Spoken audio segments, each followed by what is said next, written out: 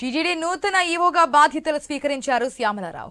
ఆలయం Vaikuntham queue complex గుండా ఆలయంలోకి ప్రవేశించిన శ్యామలారావు సతీ సమేతంగా స్వామివారిని దర్శించుకుని మొక్కులు చెల్లించుకున్నారు. అనంతరం రంగనాయకుల మండపంలో పదవీ బాధ్యతలు స్వీకరించి ఆలయ ఈవోగా ప్రమాణం చేశారు. తనకు ఆలయ ఈవోగా బాధ్యతలు అప్పగించిన సీఎంకు ధన్యవాదాలు తెలిపారు. ఆయన ఆలయ అభివృద్ధిపై సీఎం చంద్రబాబుకు మంచి విజన్ ఉందని చెప్పారు. తిరుమల శ్రీవారి దర్శనానికి వచ్చే భక్తులు ఆనందంగా వెళ్లేలా చూస్తామని పేర్కొన్నారు. భక్తులకు ఎలాంటి ఇబ్బందులు తలెత్తకుండా అన్ని సౌకర్యాలు చేపడతామన్నారు.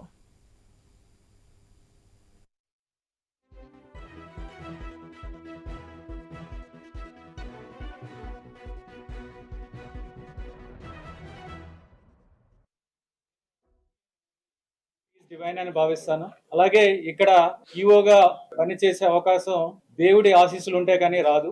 ఆ దేవుడి ఆశీస్సులతో అలాగే మన రాష్ట్ర గౌరవ ముఖ్యమంత్రి గారు శ్రీ నారా చంద్రబాబు నాయుడు గారు నా మీద ఎంతో నమ్మకం ఉంచి ఈ టీటీడీకి ఈవోగా ఇవ్వడం చాలా అదృష్టంగా భావిస్తున్నాను. ఆయనకి నా హృదయపూర్వక ధన్యవాదాలు తెలియజేస్తున్నాను. అలాగే ముఖ్యంగా భక్తులందరికీ కూడా మంచి సౌకర్యాలు ఉండేలాగా చూసుకుంటాము. ఈ దేవాలయానికి ఎన్నో అసెట్స్ ఉన్నాయి. అలాగే భక్తుల నుంచి కూడా కోట్లాది రూపాయల కానుకలు వస్తూ ఉంటాయి. ఇవన్నీ మేనేజ్ చేయాల్సిన బాధ్యత టీటీడీకి ఉంది. అలాగే భక్తులకి ఇవ్వాల్సిన ఫెసిలిటీస్ అన్ని కూడా వాటి మీద పెడతాము.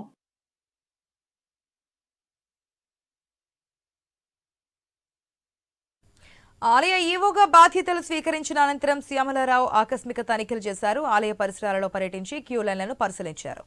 సర్వదర్శనం క్యూ లైన్లలో పారిశుద్ధ్య లోపంపై ఆగ్రహం వ్యక్తం చేశారు. ఆలయంలో భక్తులకు అందించే తాగునీరు పరిశుభ్రంగా లేదని ఉద్యోగులపై అసహనం వ్యక్తం చేశారు. ఆయన కనిపించాయి. అలాగే ఫుడ్ అది సాంబారు వాటర్ ఇస్తున్నారు.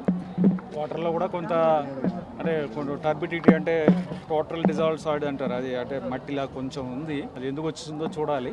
పాలు అనేది రెగ్యులర్గా ఇవ్వట్లేదని చెప్తున్నారు. వాళ్ళ కొన్ని చోట్ల ఇచ్చినట్టుగా కనిపిస్తుంది కానీ బట్ రెగ్యులర్గా పాలు ఇవ్వట్లేదని ఫీడ్బ్యాక్. అది కూడా నేను అడిగి తెలుసుకో